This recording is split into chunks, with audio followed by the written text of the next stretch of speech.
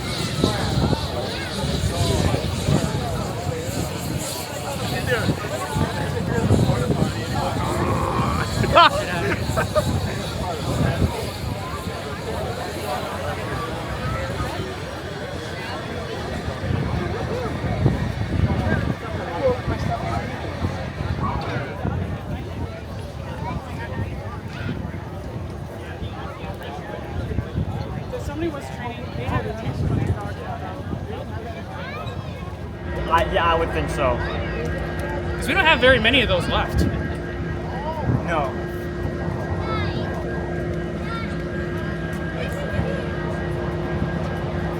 They get the water. They got the water or in re-letter or Kennefic car. Why? Because they're only making Kennefic. This is Lincoln. And this is a totally different car. Oh, damn. Engineer as well. And we have Jimmy Thompson, he's walking up here. We've got Garland Baker back there, Bruce Kirk, Brent Malota, Ted Schulte in the cab, Paul Gershio back on the train. We got Robert back on the train too, he's helping us. And we've got several colleagues from our Heritage Park Council Bluff Shop. They've been out here helping us all along the way as well. Fantastic. Let's get it going with, tell us a little bit about the history of the Big Boy. Well, the Big Boy, this particular model was built in November of 1941. They were designed in the late 1930s to solve a transportation solution the Union Pacific had for traffic congestion in the Wasatch Range from Ogden, Utah to Green River. They needed a big locomotive that could do the job of two locomotive. We have 6,000 gallons of fuel and 75,000 gallons of water between the three tenders. So the primary purpose is to extend that range. And I'm going to hand the microphone to Austin, and he knows firsthand what it's like running that locomotive at dynamic brake. So as Ed explained, yeah, it's there for extending our fuel and water and power, but we also use it in dynamic brake. The locomotive itself has an exhaust steam injector, the Big Boy locomotive, and that usually works best when you got about 2 pounds of back pressure. Anytime that they were running this locomotive back in the day, it was physically working steam, which means you had the throttle open a little bit because the steam pulls the lubrication through all the valves, the pistons, all the areas. If you were to just close the throttle and just let it drift, you could have areas that could potentially run dry. So when we're pulling against this, sometimes we're pulling against it going downhill. So we'll use that diesel and dynamic brake to put a little load on it so we're not burning the brake shoes off of all these nice passenger cars that we're pulling. When you see trains and old videos of these big boys working back in the 40s and the 50s, all you see is a bunch of smoke rolling off the rest of the train. Well, it's because they had air set and they were dragging it down and they were actually working a drifting throttle coming downhill. We don't have cast iron shoes on that stuff back there, and it would just burn them up real quick. But it's just an operational situation that allows us to work the locomotive in a manner that it was more intended for. Fantastic. Here's another question. So could you go into a little bit of detail on the oil conversion that you did on the Big Boy? Well, the oil conversion, that's a really interesting question that we hear a lot. So the locomotive originally was burned designed to burn coal, and that process involved a mechanical device known as a stoker. We took the stoker out, we took the grates out, and we designed a system very similar to what the 844 has. So the oil conversion itself is actually quite simple. I think in the social media world, there's a lot of interest and a lot of speculation about that, but on a steam engine, just about every part of it needs to be very simple, very rugged, and it has to work very well. So in this instance, we used the 3985 tender. It already had an oil tank in it. Our original intention was to build a bigger tank, and we'll eventually add some fuel capacity to that tank. But we wanted to see just what kind of a range we'd get out of that. So the oil flows by gravity, controlled by a firing valve, controlled by the fireman, and it's regulated, it's metered into the firebox, and it comes out of a very simple burner. It's called a drooling type burner. Literally, if you can think about the oil literally drools or drizzles or flows out of that slot, and then it's atomized by steam pressure, and you can smell the fire right now. So operating a steam locomotive and oil burner is a visual experience far more than a coal burning locomotive is. You're manually adjusting the flow of oil, and you're manually atomizing it, controlling that atomization based on the combustion, the appearance of the stack exhaust. There'll be a test later. I'm going to walk around and ask you guys to remember all this. But bottom line is the oil conversion itself is actually quite simple. It's because the locomotive is designed to produce so much power, it will flow a tremendous volume of oil. We haven't gotten to the point to where we've operated it at full capacity. It'll be interesting when we have an opportunity to do that.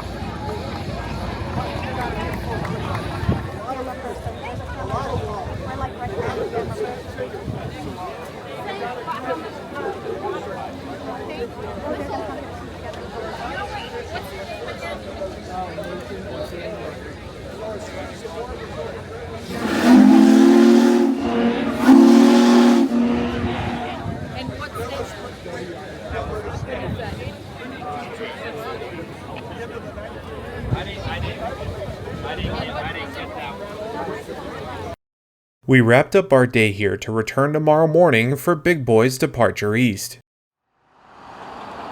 It's Monday morning and I set up just outside of Global 3 to watch 4014 begin today's journey over to Chicagoland and down to Villa Grove.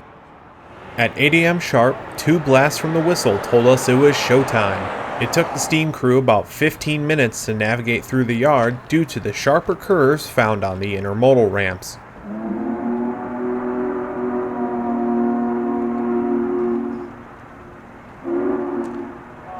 This morning was a brisk one, with temperatures around the mid-50s, which made the steam show coming out of G3 even more dramatic.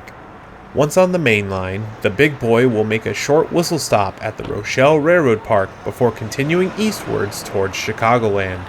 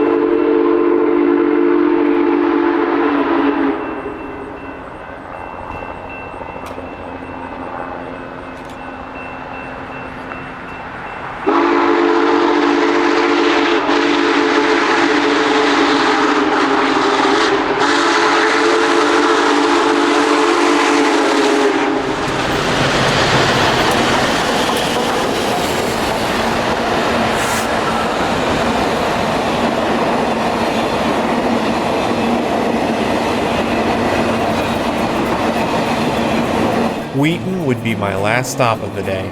Although it was a short chase, I absolutely enjoyed seeing the big boy on the rails again during the Heartland of America tour.